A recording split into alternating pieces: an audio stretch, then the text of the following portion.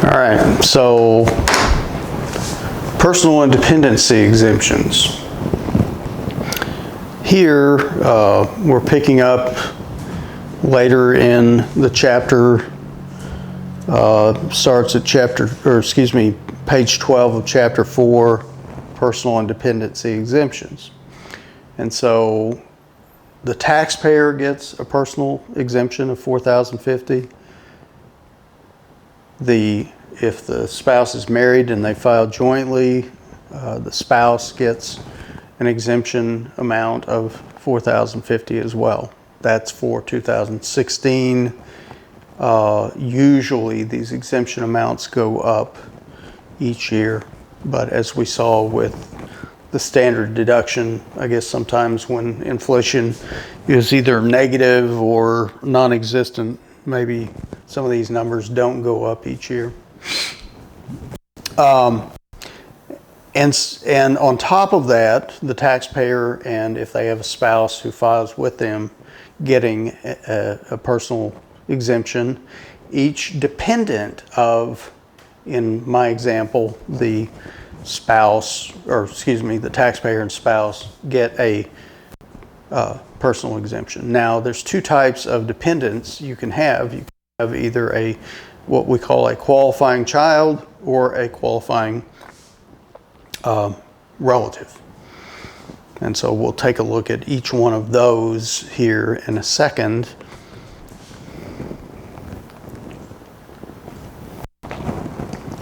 And so in order for a person to be a qualifying dependent,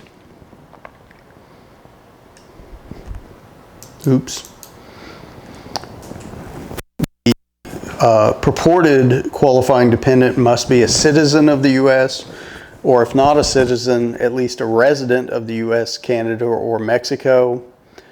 That purported dependent cannot file a joint tax return with their spouse.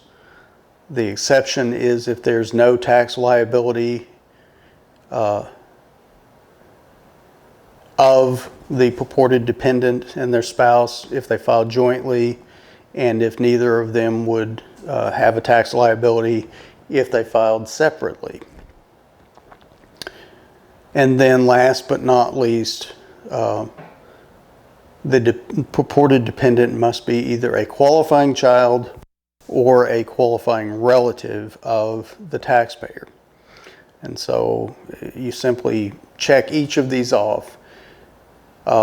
In order to be a qualified dependent, either as a qualifying child or qualifying relative, you have to meet each one of these requirements. So you have to be, the citizen requirement, and then if married, not file joint return with the spouse, and then there's an exception to that, and then meet all the requirements under either the qualifying child or qualifying relative. So for a qualifying child to be a qualifying dependent, that qualifying child has to meet the relationship test, age test, residence test, and support test. So what are those tests? Well, the relationship test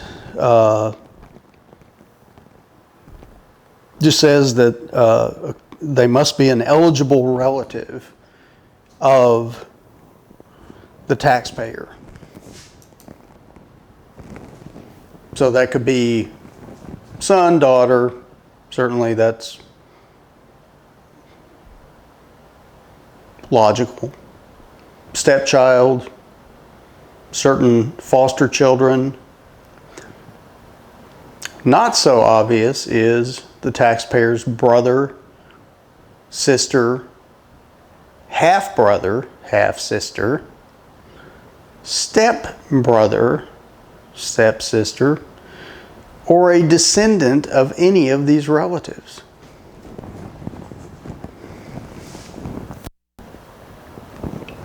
So, this could be the taxpayer's son's child. and that person could be a qualifying child. So you could end up, if you've got, one big happy family living together, you could have a taxpayer who's supporting their son or daughter. I think daughter is more probably the bigger example, where you've got a daughter who, for whatever reason, gets pregnant, is not married, continues to live in the home. And so mom and dad are supporting not only the daughter, but the granddaughter or grandson. So mom and dad could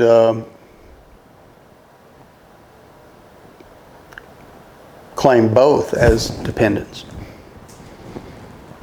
So pretty broad in this relationship test. As far as the age test, the child must be younger than the individual claiming the child. That's interesting. And be under the age of either 19 at the end of the year, or if they are a full-time student, under age 24 at the end of the year. Also,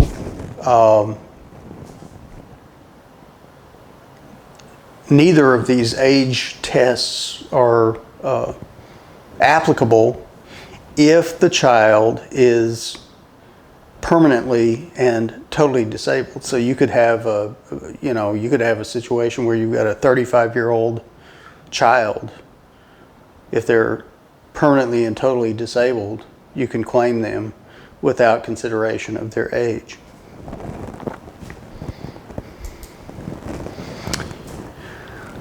Residence test. They must meet the residence test. They must live at the same residence as the taxpayer for more than half the year. The one exception would be where you've got a college-age kid who is living, let's say, on campus.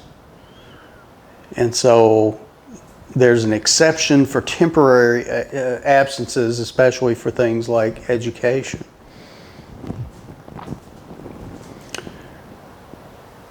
The qualifying child must meet the support test. The child must not provide more than half of his or her own support.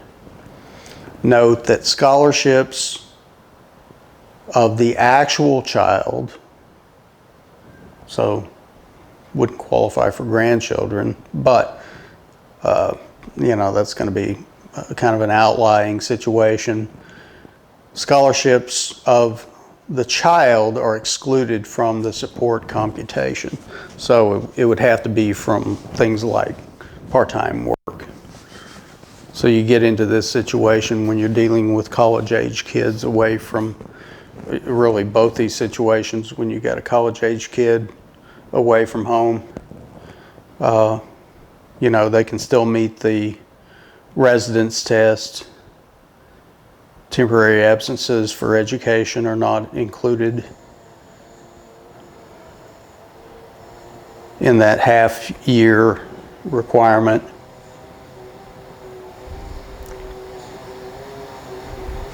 And then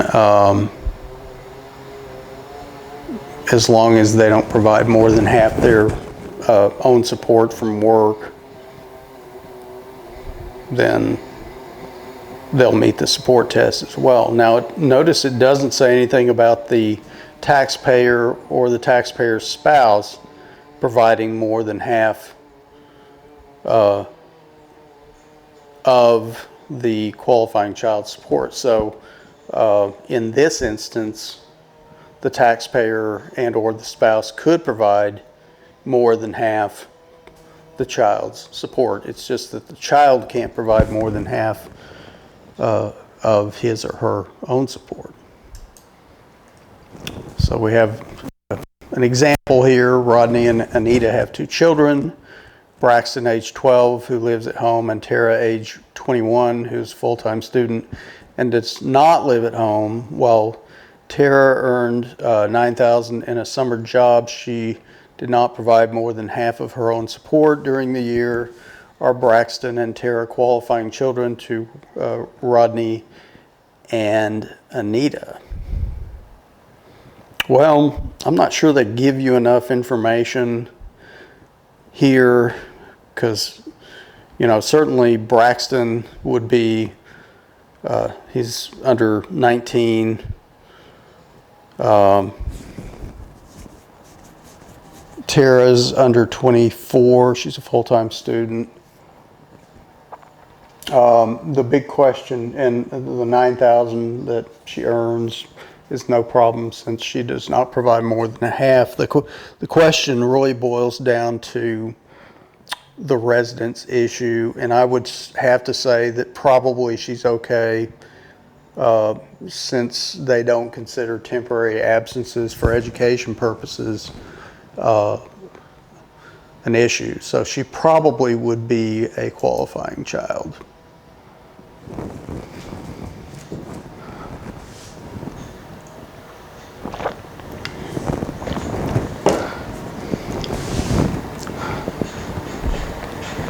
This and younger than his parents. When are you going to have a situation where the child's older than the parents? I think that's physiologically impossible. Anyway. And you know, the support, Braxton, yes, he provides less than half his support, and didn't even say anything, but you figure, you just kind of assume a 12-year-old's not going to be providing more than half his support.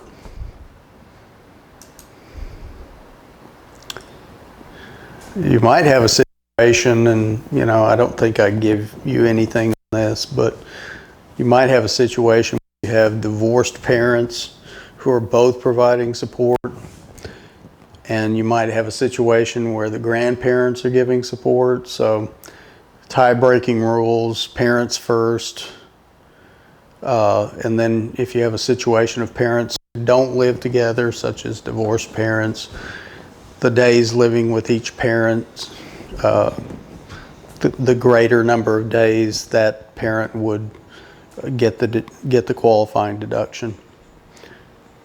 And then, and this is kind of a pecking order here. If you can't break the tie here, then AGI, the one with the higher AGI, would get the exemption. Another example, Braxton's uncle Sean, Rodney's brother, let's see, lived in the Hall's home, the same home Braxton lived in. Well, let's go back here. Okay. Gotcha. Okay. So, Braxton's uncle Sean, that's Rodney, the father's brother, lived in the Hall's home, the same home Braxton lived in, for more than 11 months during the year.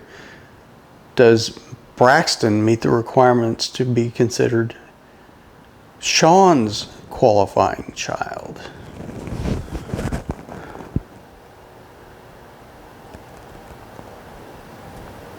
That's kind of bizarre. Well, I would think that the only reason he'd be there is because he can't live on his own, but let's see what they say. Well, he meets the relationship tests. Braxton is the son of Sean's brother. In other words, he's Sean's nephew. Braxton certainly meets the age requirement.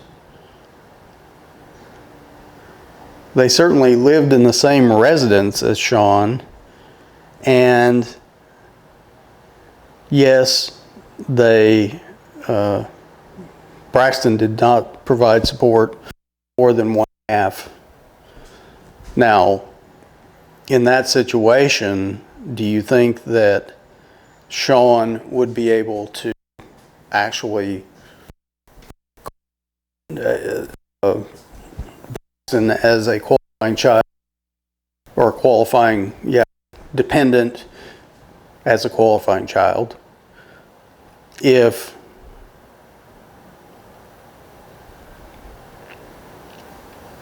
the taxpayer, the owner of the home, the roof Braxton lives, to claim Braxton dependent. Well, again, you get back to the pecking order.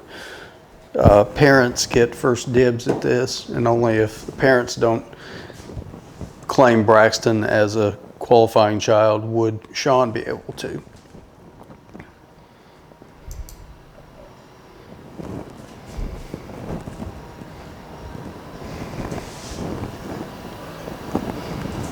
So that's what they're getting at here.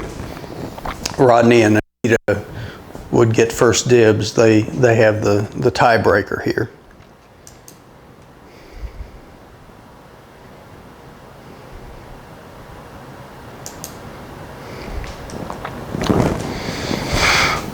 If you don't have someone who qualifies under the requirements of a qualifying child, that doesn't mean all is lost, because they still might be a qualifying relative.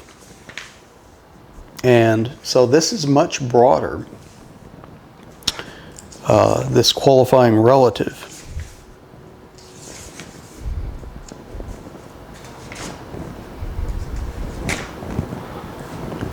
And so in order to claim someone as a dependent because they are a qualifying relative, not only do you have to meet the citizen and or resident requirement, and that other requirement, if you're married, you can't be claimed as a dependent on that spouse's tax return and that other stuff, and that number 2 requirement, then you must also be a qualifying relative. And in order to be a qualifying relative, you must meet the relationship test, the support test, and the gross income test. And so the relationship test just states that the qualifying family relationship must be one of the following. So you must be a descendant or ancestor of the taxpayer. So descendant would be somebody below you, child, grandchild. Ancestor would be parent, grandparent. So you could, under this, support a parent or grandparent. You can have a sibling of the taxpayer, and that includes stepbrother or stepsister. You can have nieces and nephews. That would be son or daughter of the taxpayer's brother or sister. But notice it does not include cousins. You can have a sibling of the taxpayer's mother or father. So a brother or sister. You can have an in-law, mother-in-law, father-in-law, sister or brother-in-law of the taxpayer. And you can even have an unrelated person if they live in your home the entire year. It's interesting.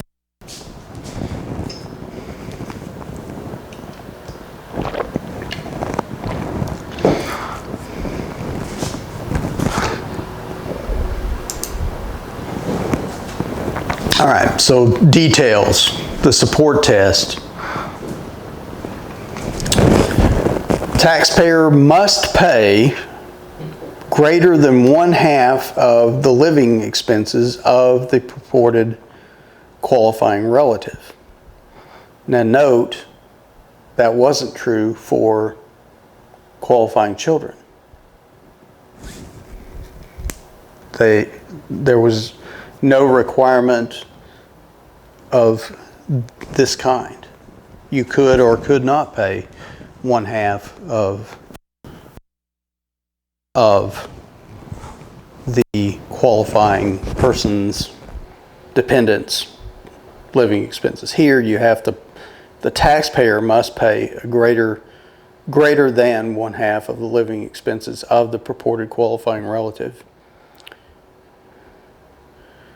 And again, scholarships of an actual child are excluded. So again, if you have a child who doesn't qualify under qualifying child, and again, child is broadly defined, but still, if they don't qualify as a qualifying child, they still might qualify as a qualifying relative, I mean. The purported qualifying relative must meet the gross income test.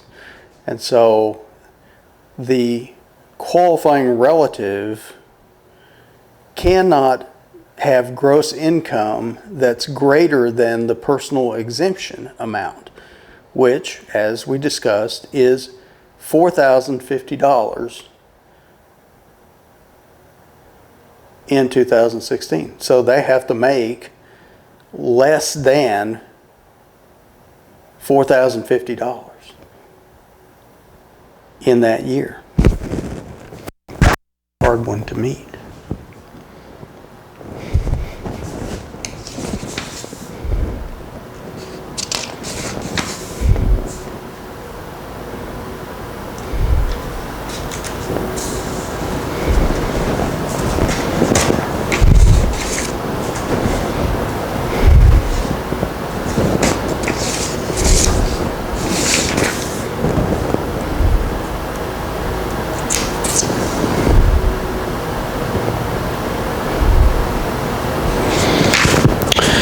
Notice that, again, this qualifying relative, well, the relationship requirement is broader defined.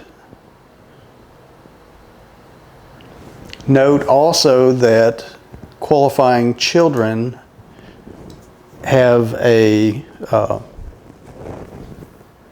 age restriction, while qualifying relatives do not. Note that qualifying relatives are subject to a gross income restriction, while qualifying children are not. Again, as I pointed out, taxpayers don't need to prove that they provide more than 1/2 the support of a qualifying child, but they do for a qualifying relative.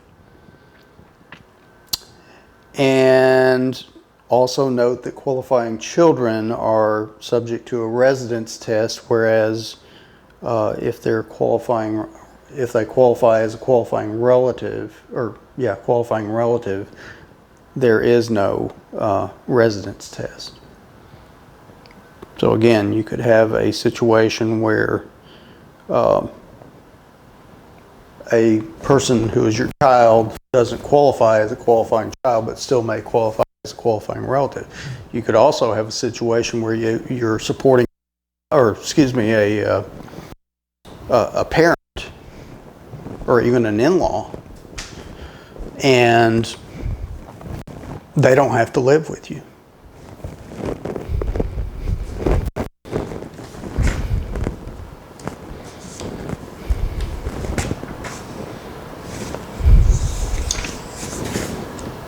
Now, this last part where they have to live, a person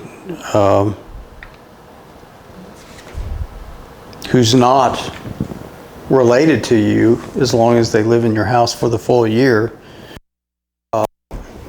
can be qualifying relative. That's the kind of situation where you might have a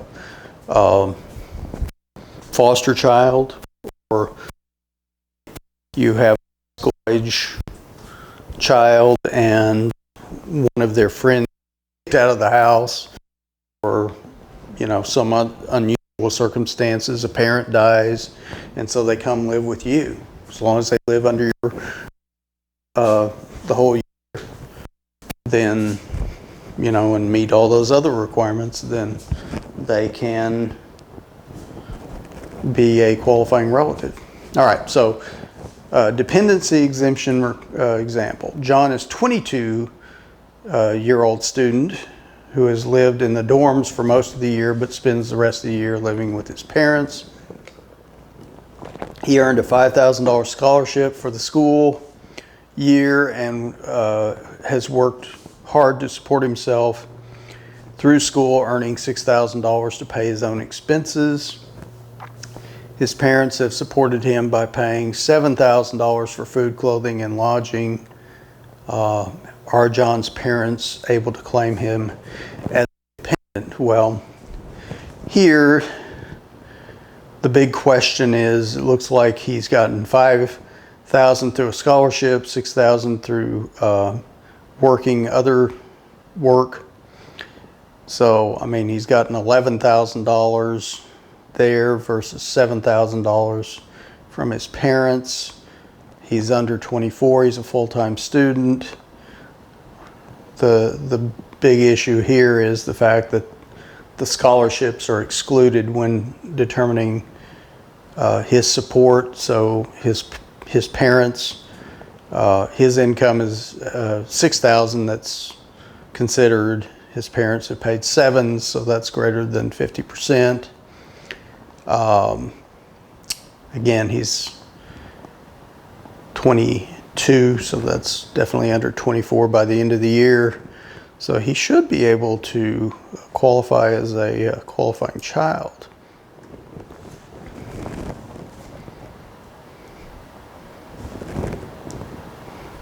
And the big problem for him, the reason he could not qualify as a relative, is he doesn't meet the gross income test. Also, he provides less than half his support, so that's the biggie there.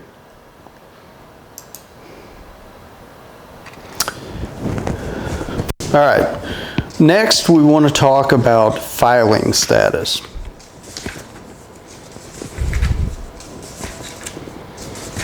Because a person's filing status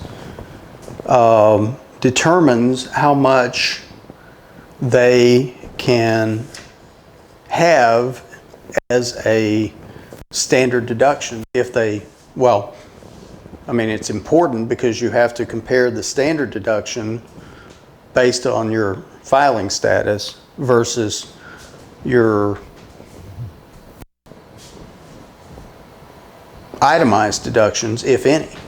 Okay, so you still have to determine your filing status for determining standard deduction purposes. So there's 5 statuses. The first being married filing jointly, married filing separately, qualifying widow or widower, also called a surviving spouse, single, or head of household. In order to be married filing jointly, you must be married on the last day of the tax year.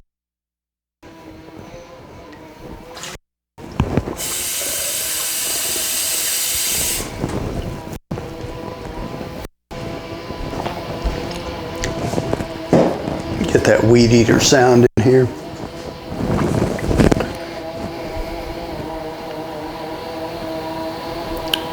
Note here, if one spouse dies during the year, the surviving spouse is married to the descendant spouse at the end of the year.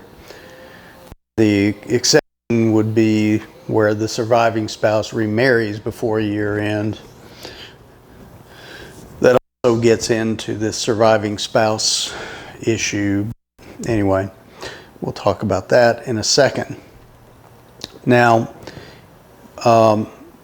one of the possible downsides of being married and filing jointly is the fact that when you do so, that is a joint and several tax liability, meaning either one of you or both of you owe the tax. It's not like you owe half the tax and the other person owes half the tax, or the person who earned a certain income owes the tax on that income, okay? You both owe it in full. So they could, if jointly, and let's say the IRS comes back and finds out that your didn't include certain items of income, so they, based upon discovery, they assess additional tax on that unreported income. Well, if you filed a joint return for that year, unless there's some exception as to why they shouldn't look to you to pay it, they can come after you.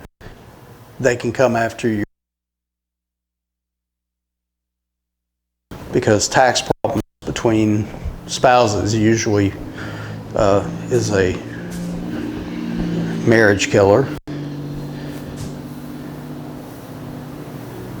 Or they go after both of you, okay? So that's one of the downsides to filing jointly. Don't want to scare anybody out there, but it's just the way it is. So as long as you're married, you come, I mean, we're here in 2016. As long as you're married on December 31 of 2016, can file married filing jointly for that whole year. It's as if you're married for the whole year. Married filing separately. Taxpayers are married but file separate returns. It's not typically beneficial from a tax perspective. What you'll see is that your tax single person,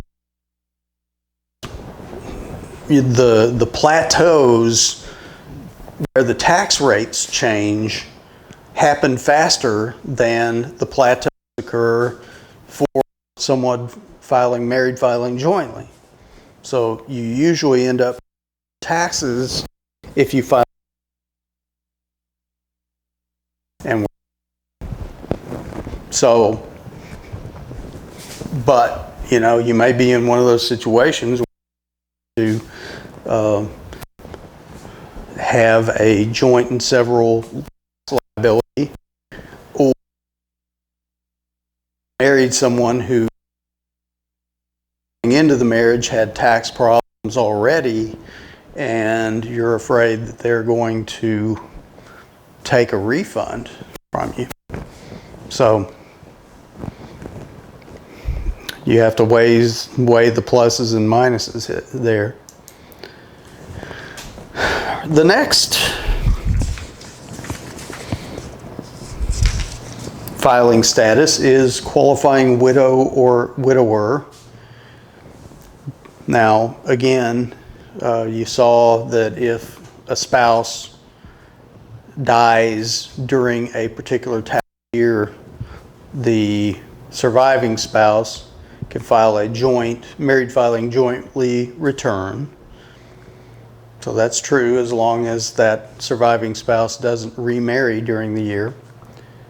And then what happens is the 2 years after the year of death, they also get to take qualifying widow or widower status. Now note that if the surviving spouse remarries either in that first year or the year of death, or the 2 years following, then the surviving spouse does not qualify as a qualifying widow or widower. Now, the big requirement here is that the surviving spouse must maintain a household for a dependent child. What is a dependent child?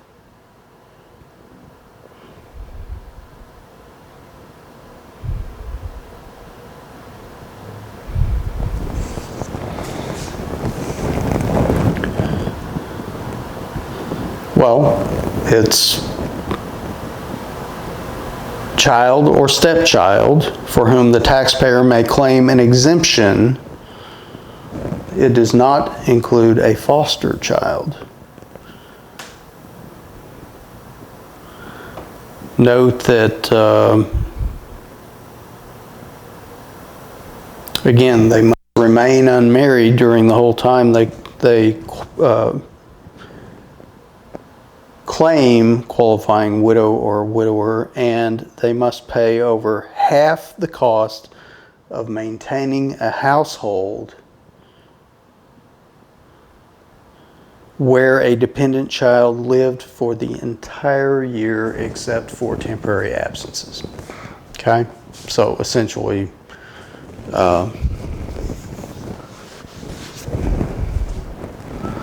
it's kind of like the dependent child or the qualifying child thing, except that they've got to provide over half the expenses for maintaining the household of that dependent child. Single, you are single as long as you are single for the last day of the year.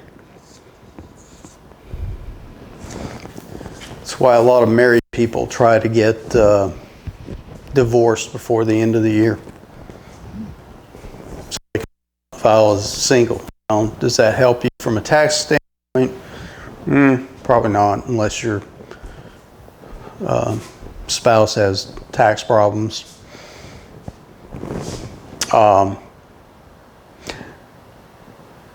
Now, as long as you're unmarried at the end of the year, you qualify as single unless you qualify as head of household. If you have qualifying children, or the rates are better, you get a higher standard deduction for head of household than you do unmarried, single, I mean. So there may be reasons for wanting to be head of household rather than single. But if you're single and you have no dependents, then you're just single, and you get one personal exemption on top of the standard deduction for a single.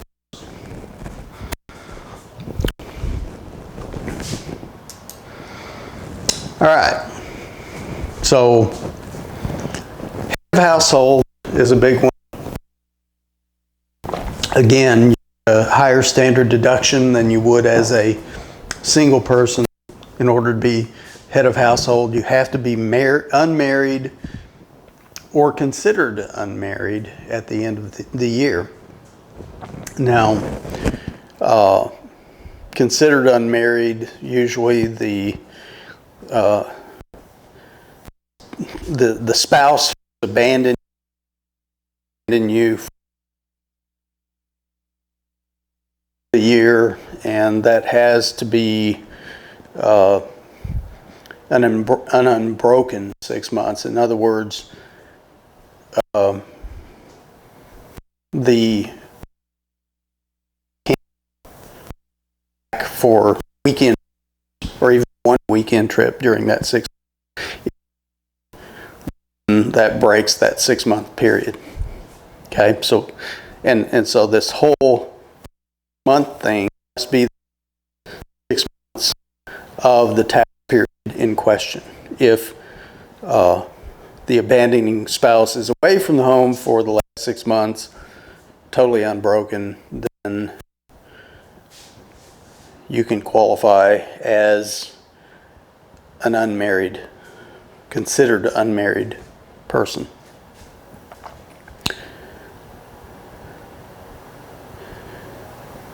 Also, to be head of household, you can't be a qualifying widow or widower. You have to pay more than half the cost of keeping up a home during the year. And the taxpayer head of household, or purported head of household, must live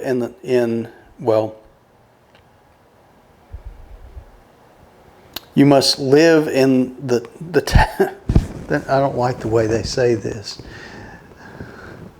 A qualifying person must live in the taxpayer's home, I think is what they're trying to say, for more than half the year. Okay? So what is a qualifying person?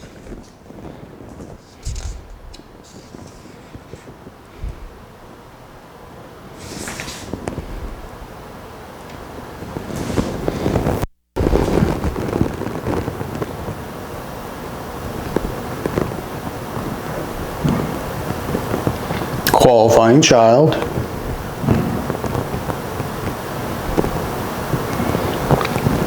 Note here, certainly you can have a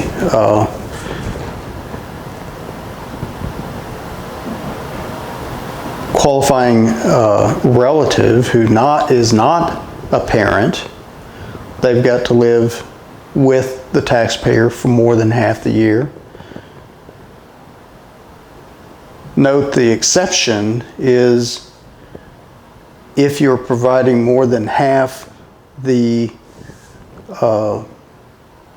support for a parent, they don't have to live with you, and you can qualify as head of household if you're supporting that parent.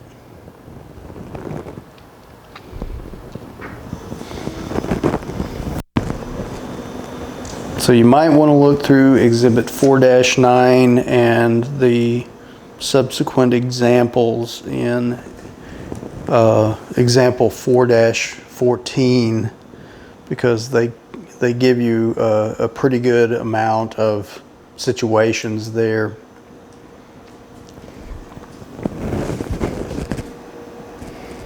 So here, the qualifying person, certainly a qualifying child will meet it. Qualifying relative who is taxpayer's mother or father. The parent doesn't need to live with the taxpayer. The taxpayer must still provide more than one half the cost of maintaining a separate household for the taxpayer's mother and father. The parent must qualify as the taxpayer's dependent. So you got to meet all that other stuff under qualifying relatives, so you might look at that. And then the qualifying relative who is not the taxpayer's parent, person must live with the taxpayer for more than half the year, must qualify as taxpayer's dependent, and this qualifying relative must be related to the taxpayer through a qualified family relationship. In other words, if you recall, the qualifying who qualify as a qualifying relative was a non-family member, as long as they lived with the taxpayer for a whole year. Well, that's not this situation. If you have that type of situation, you could not claim that person as a qualifying relative for head of household purposes.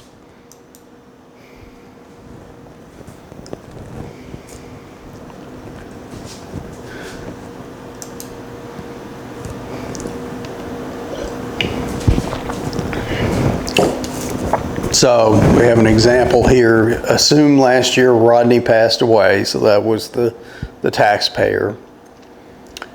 And during the current year, Anita did not marry but maintained a household for Braxton and Tara, her dependent children. Under these circumstances, what would Anita's filing status be? Qualifying widow, because she didn't remarry. Remember, last year, if he died last year, she would just file a joint return with Rodney, even though he's dead. And then as long as she doesn't remarry in those following 2 years, she can file as a qualifying widow. In this example, assume Rodney and Anita divorced last year. During the current year, Braxton lives with Anita, and Anita pays all the costs of maintaining the household for herself and Braxton. Under these circumstances, what is Anita's filing status for the current year? Well, I think she would be a head of household. Assume Sean, Rodney's brother, lived with the Halls, but Sean paid more than half the cost of maintaining a separate apartment that is the principal residence of his mother, Sharon, whose gross income is $1,500, because Sean provided more than half of Sharon's support during the year, and because Sharon's gross income was only $1,500, she qualifies as Sean's dependent as a qualifying relative. In these circumstances, what is Sean's filing status?